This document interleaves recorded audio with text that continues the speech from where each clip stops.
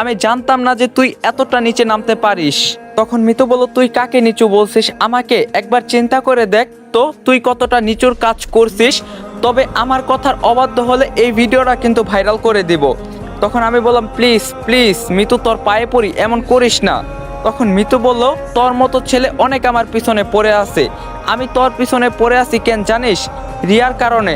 রিয়াকে আমি দেখিয়ে দিব যে আমি তোরে বিয়ে করে আমার সাথে পাঙ্গা নেওয়া আর বিয়ের পরে তোরে অনেক ভালোবাসবো। তোরে এটা কোনো ভালোবাসা তখন বুঝতে পারবি।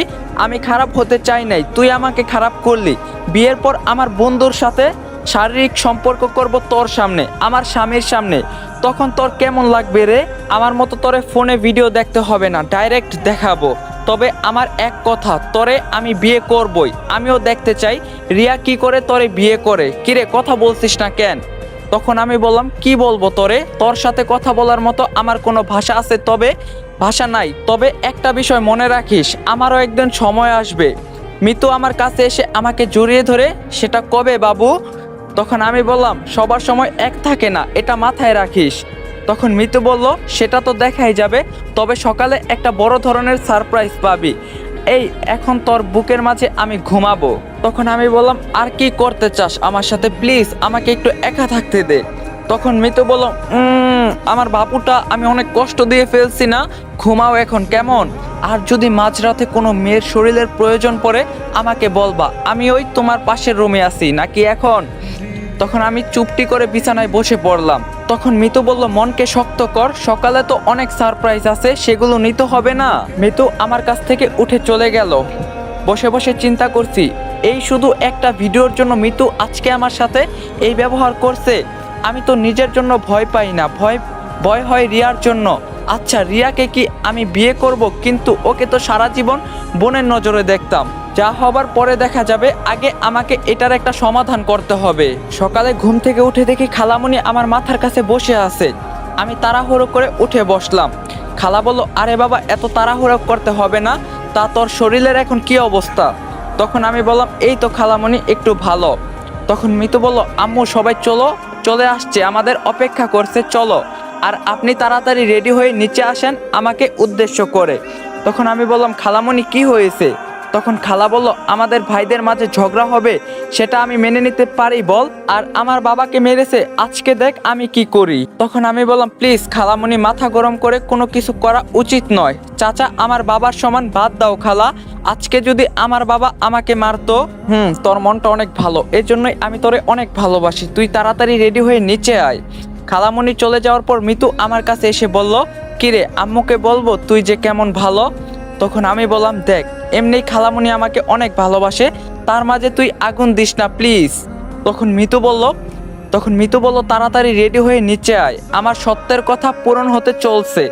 তখন আমি বললাম, আগে আমি তোরে বউ বানানোর স্বপ্ন দেখতাম, কিন্তু তুই যে এত নীচ আমি জানতাম না। তখন মিতু বলল, আমি আমার স্বার্থের জন্য সব কিছু করতে পারি। আমি তো খারাপ ছিলাম না, আমি তোর কারণে খারাপ হয়েছি। তুই আমার হক নষ্ট করছত। তুই ভাবলি কি করে আমি তোরে ছেড়ে দিব? আসি কেমন, তাড়াতাড়ি রেডি হয়ে নিচে আয় তুই। মিতু চলে যাওয়ার পর আমি উঠে ফ্রেশ হয়ে নিচে গেলাম। নিচে গিয়ে দেখি আমাদের পরিবারের সবাই আছে, আমার চাচা চাচি রিয়া সবাই আছে। তখন খালা বলল, আয় বাবা আমার পাশে বস, আমি তোর জন্যই অপেক্ষা করছি। আমি গিয়ে খালামণির পাশে বসলাম।